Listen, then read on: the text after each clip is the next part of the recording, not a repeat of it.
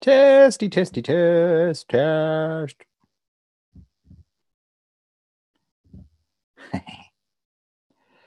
All right, good. Hmm.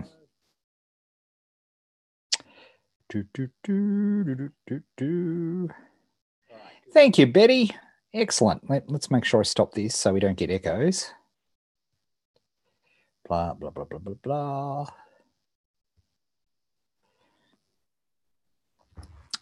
Excellent. Very good. We're just about ready to go. Got about a minute to go here. Okay, Byron. Cirrus. Welcome. Just get going here shortly.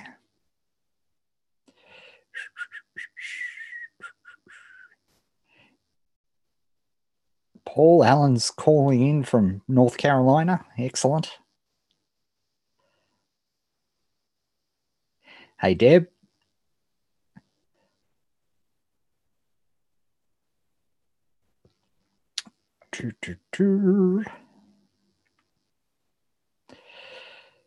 All right, let's get going. Oh, a couple of people from North Carolina. Welcome, welcome, welcome. People from all over the joint. And today we are finalizing our week of spewing. I can't tell you how much fun it has been to entitle something called Spew Week. It's been really great. But I've got to say, based on all the comments and what I'm about to reveal to you, it's perhaps been one of the more satisfying challenges that we've done even so far. To see what people have put together. So I'm really thrilled about that. So let's have a look here. Let's see, where are we at? So here we are. If I tap that, so if we just go through here, day one, we started editing our mind map and we created an outline. Day two, we created a vomit draft of Act One, our very first vomit draft, hence the Spew Week, and people learnt to turn off a lot of their critic and thinking and editing and spell checks and credit and all of that sort of stuff. They figured out all of that, which was fantastic. And they started to, and we put a real focus on word count, which was a surprise to a lot of people. Why is word count important? Why do I want you to focus and actually literally post what your word count was? Well, the following day, you had the chance to edit what you had written, and that was interesting. And then we created 10 minutes of vomiting our Act Two, which was going to be the steps to the particular solution you were proposing for your fun practice market's number one pain point, as determined by your matrix selection. Then, and this is probably what you've just done today, or you may not have even had the chance to do today because it's still, as I'm recording this, day 4 of our challenge week. But you were able to edit Act 2 and have a break and then do your Act 3 vomit draft. Now, what I'm interested, and I'd love to get some comments in from the people who would join me live today. How did you find breaking up the creation, the draft, the vomit draft, to the editing? Because for a lot of people, that may have been the first time that you have done that deliberate delineation between draft production and the editing. And I'd be very interested to get your feedback on what you thought about that. Let me just give you a minute to type into the chat box. What was your aha from doing that breakdown of separating your drafting and deliberately not allowing yourself to draft and then edit? So I'll set a timer. Set a timer for 1 minute. And if you're watching this live, I'd love to get your if you're watching this on replay, I'd love you to give your feedback in the comments below as well. Be very interested to see.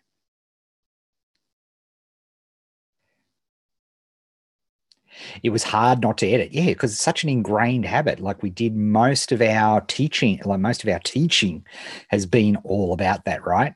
Gives your brain time to mull it over. I found it really helpful to break up the draft and editing. When I came back to edit, I had additional ideas and it was a cleaner process. Good to take a break and look with fresh eyes. Sheer hell for me. Yeah, like for people who have not been professionally trained to create content, it's a real it's a real challenge because everything that you've been taught in school is how you've been taught to do content, and unfortunately, it's completely 150% wrong. I always found it useful to let something cure for a day or so before going back to revising. This stuff is awesome. Thanks, Adam. Writing seemed to flow better, like the change in focus. Cool.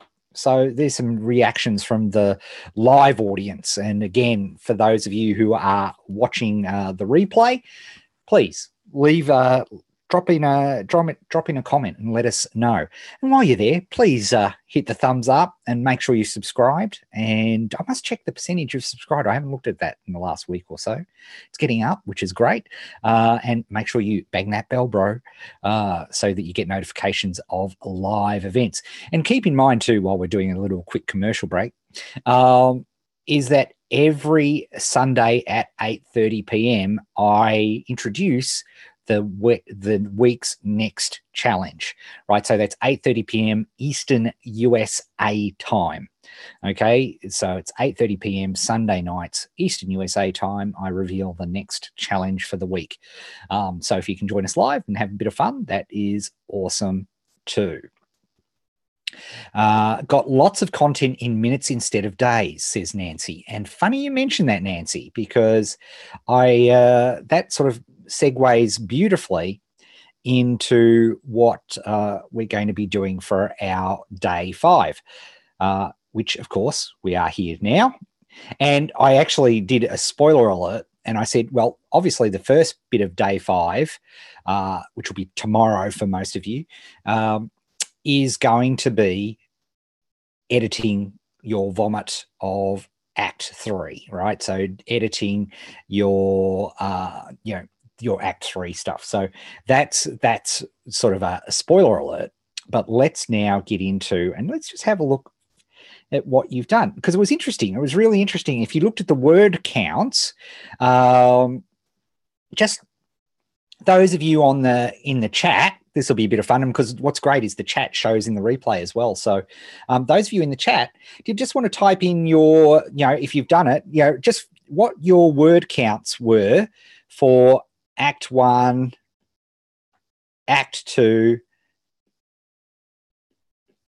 and if you've done it, Act 3. You may not have done that one yet, given where you're at. Love to see that. There we go. There we go. We got Richard's done 214, 296. Nice. That's a good one. What about some more?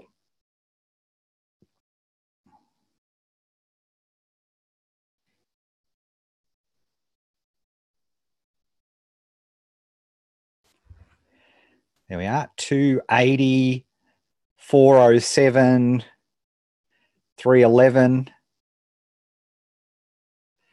160, 260, 211, 222, 361, 504. That's a 404.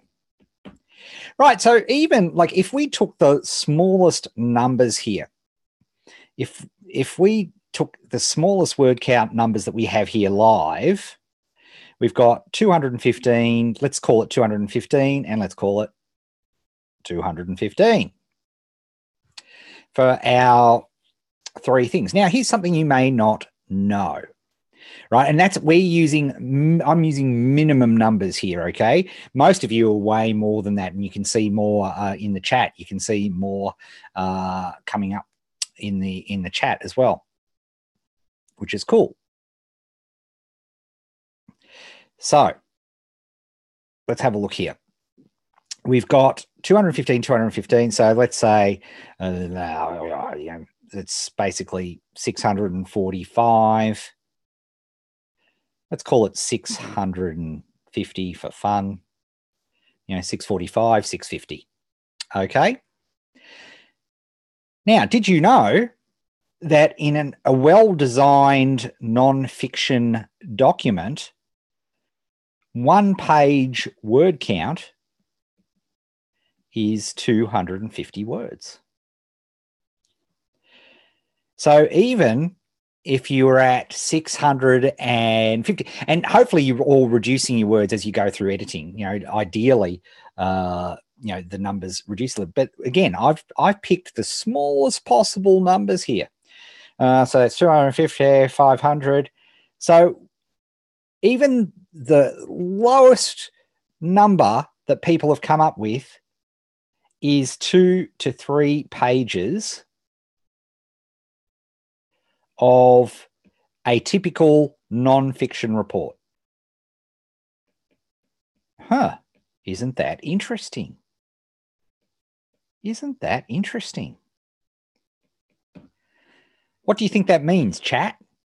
What do you reckon that means?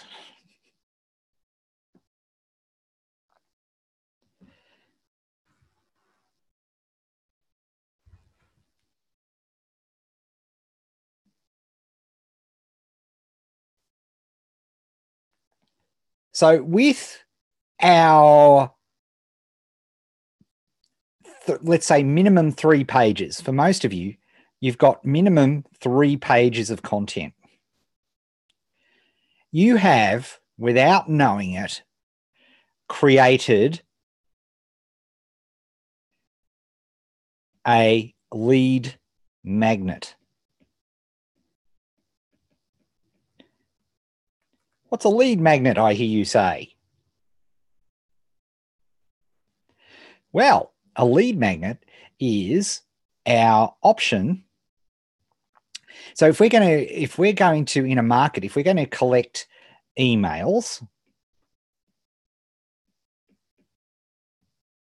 if we're going to build a tribe,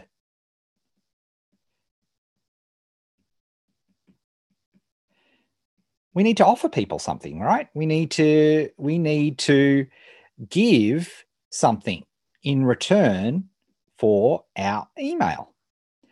And that is called a lead magnet in the trade, right? We call it many different types of things, but there's a characteristic of lead magnets which work particularly well.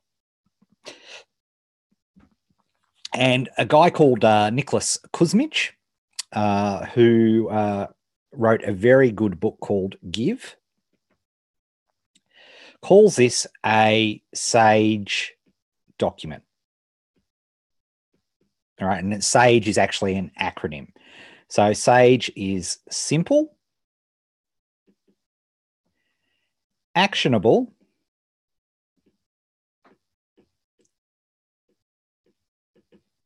goal-orientated,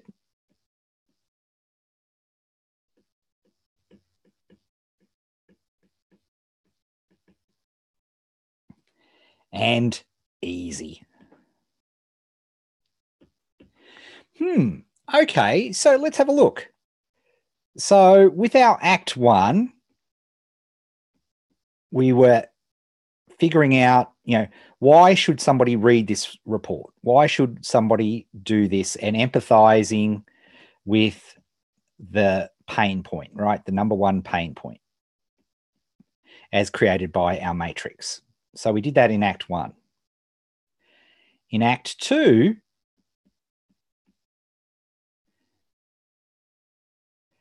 we created the steps to solve that pay point, right? Nice solution. So, and then in Act 3,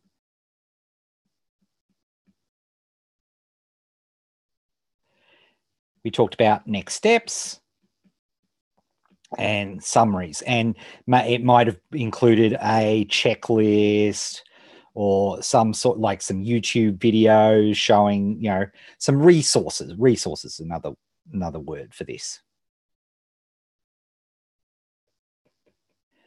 So typically, the biggest problem, once people have chosen the market, right? Once people choosing the market is the biggest problem. Then figuring out what to say in the market is the next biggest problem. I'm not an expert. I'm just interested in this market. So we took a fun practice market. So we took all that away from you. Typically, the biggest practical challenge that people have is creating a report that they can give away in return for somebody's email. Surprise! You just did it. You just did it, right? If I'd said at the start of the week we were going to create our Sage report and develop our lead magnet, most of you wouldn't have done it.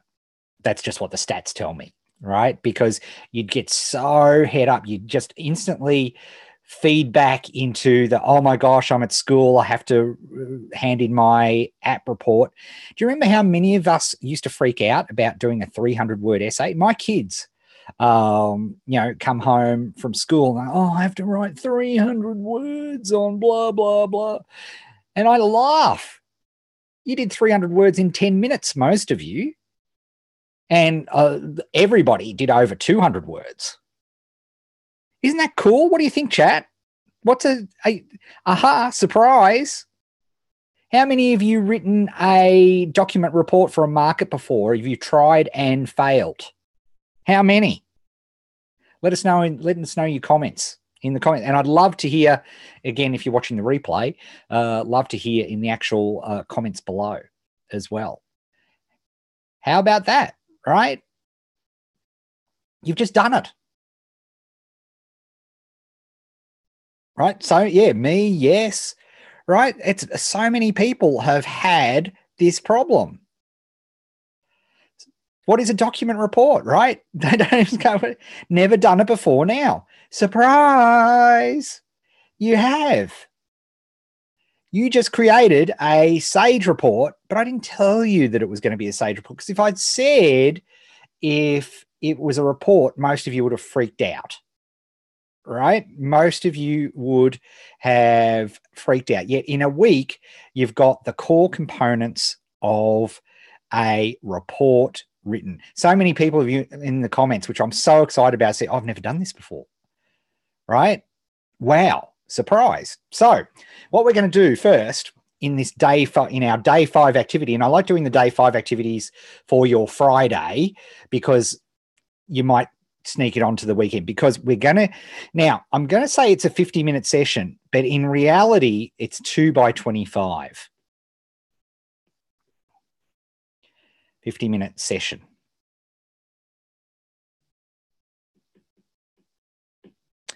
Okay, so we don't, but the reality is it's going to be never done it before, never have, deadlines cause anxiety. Yep, surprise. I knew there was a deadline. You didn't know there was a deadline. So you just did what I told you. Boom. Report. Done. Right? So in the first 25 minutes, I just want you to collate Act 1, Act 2, and Act 3. Actually, let's get a different color going here.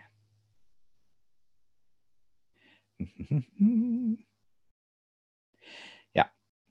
So I want you to just literally in order put Act 1, Act 2,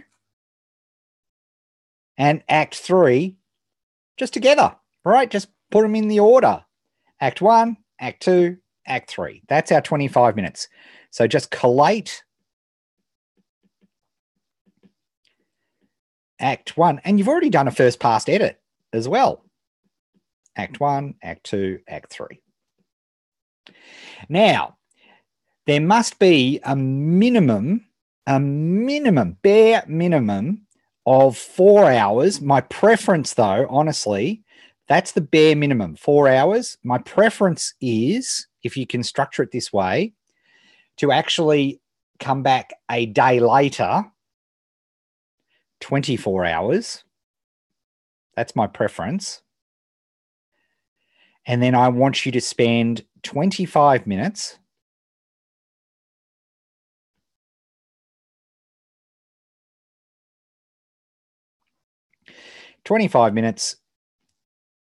giving it another edit run of the full document.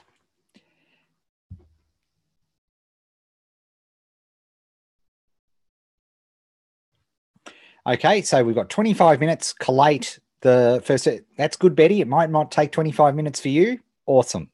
Take the rest of the time off. But what I absolutely do not want you to do, and this is absolutely vital, you must not edit as soon as you've collated. It's absolutely crucial. Do not cheat on this or you will screw it up. You must leave, like any professional content creator, a bare minimum of 4 hours, preferably overnight. Okay, and you're going to edit the 25 minutes. So now what does collate mean? Because it's not as easy as cutting and pasting the 25 minute, the 3 parts together. So yes, we're going to add Act 1, Act 2, and Act 3 together. Okay, so we're going to put those together.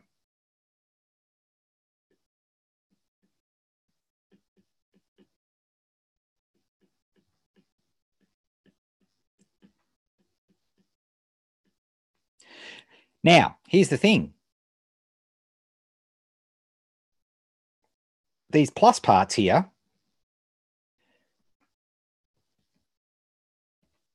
you need to join them together. They may not flow in naturally. They're in order, but you still need to connect Act 1 to Act 2. So you need to connect Act 1 to Act 2, and you need to connect Act 2 to Act 3. So you need to create little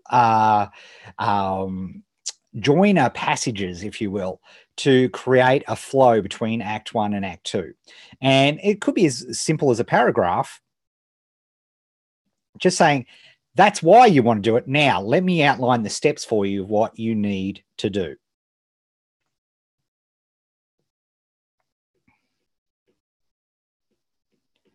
All right, so you need to put them together in the one document. Transitions, thank you.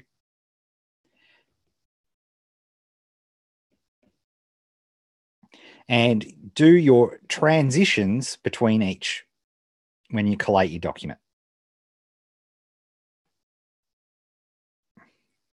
And the most important part of this exercise, and I cannot emphasize this enough to you, the most important part of this exercise is leaving it rest for at least 4 hours. So this is the first 25 minutes.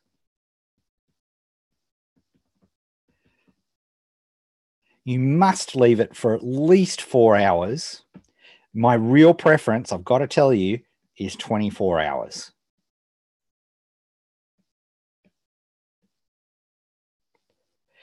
This is the most vital part. You know, Miles Davis said it was the gap between the music, the space between the notes that made his music so special. And that's what he focused on. Well, let me tell you, professional content creators realize that it's absolutely vital, because it's 2 completely different parts of your brain, to really take any sort of collation and move it apart from editing. Okay, it's absolutely crucial. It's absolutely crucial. Now, when you're editing the complete document, I want you to edit it how you like, but there's one thing I want you to do. All right, so you've got 25 minutes to edit.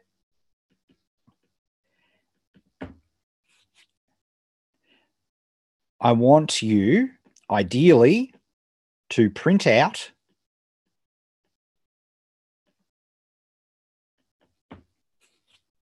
the document.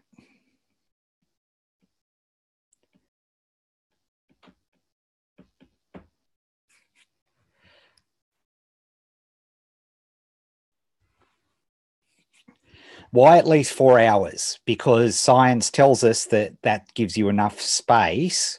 The bare minimum amount of space, 24 hours, is much better for editing. want to print out, I want you to print out the document. Okay. And then, and this is the crucial part, read it out aloud.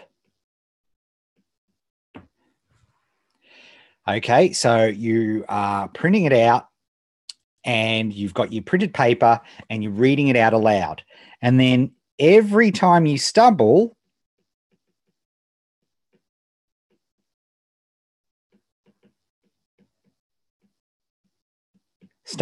hesitate, stop, pause, that it doesn't flow,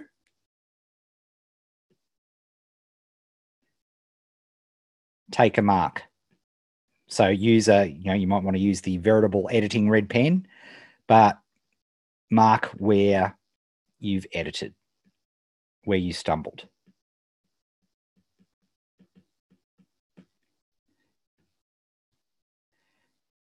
Now, why do I get you to print this out?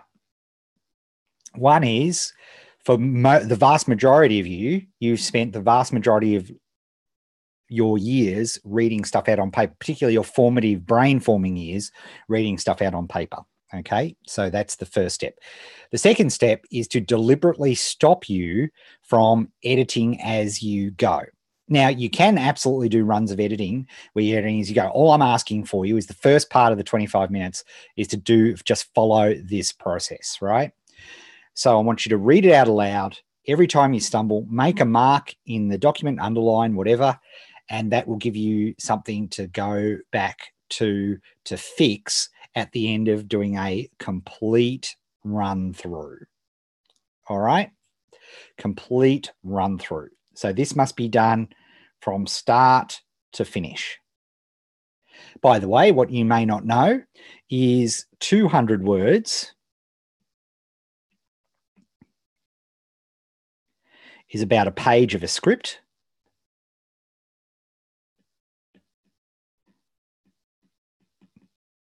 Which works out to about 1 minute of video.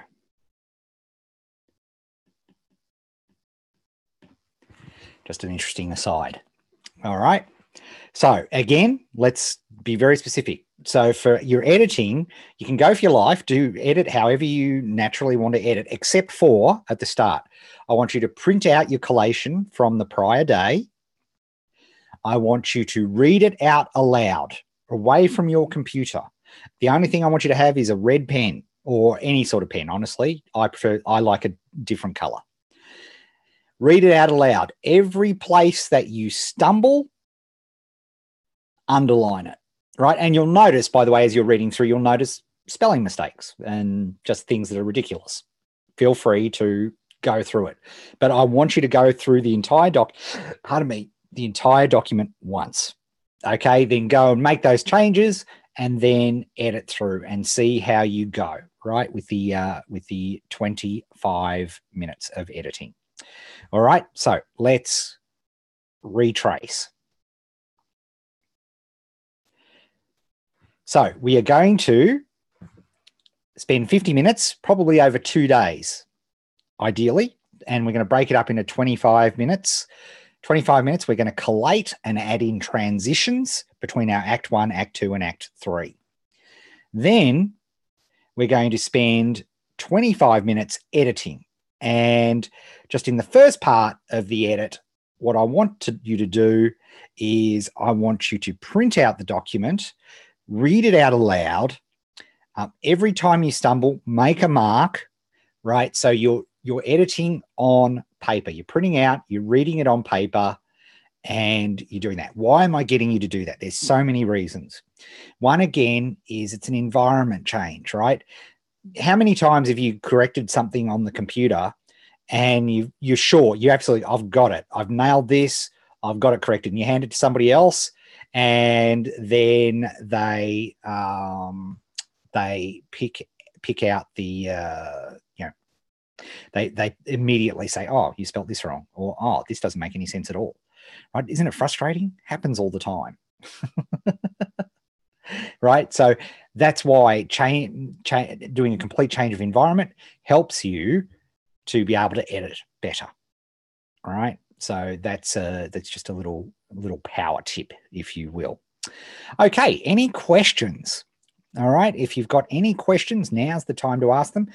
Kenneth asks, when I edit, can I do it in PowerPoint? That strikes me as using a hammer to try screw in a screw. I don't know why you would use it in PowerPoint to edit a document. It doesn't make much sense at all. This is a Word document, so use some sort of text editor. Use the right tool for the job. You may indeed do use a PowerPoint, because here's the thing: PowerPoint's not designed for editing, right? So, yeah, that's my gut feel. I don't know why you would use, like I said, why would you use a hammer to try put in a screw? Yeah, to be used in video, you change that into a script. That's a completely separate process. Cool. And yeah, if you've got any ahas, and again, if you're watching in replay, love to hear your feedback and comments about this process. Where do I go back to see Acts 1 and 2? Well, that was in this week's. If you go into our Facebook group, you'll see the video I did last Sunday for the challenge for this week, the spewing challenge. All right. And that is where you have that. If you don't have Word, use something like Google Docs. Absolutely. Google Docs is awesome. Right. Go for it. That's an excellent idea. I'm assuming pretty format doesn't matter at this point, correct? You're absolutely correct. No formatting. Don't do that. It drives me nuts when people try to format. Formatting is not editing. It is a completely separate process. Great question, Sharon. Thank you for letting me remember and remind people to do that as well. All right, folks, there you have it. There is your mission for the day 5. You've got, and maybe if I'm cheating, day 6. So 25 minutes. Have great fun. And well done, and congratulations. And in an ideal world, you've got your edited document ready to go for Sunday. Well, for Monday of next week, where I will be delivering you your next challenge. And well done. Congratulations. You wrote a report this week. You didn't even realize you were writing a report, but you've actually written a really good, sage document, which is going to help you in all sorts of ways in your fun practice market. So well done. Congratulations. All right, with that, thank you very much. Have a great weekend. It's already Friday here in Australia. We're already in the future. Very nice day for those of you wondering. And we will speak soon. All right, ciao for now.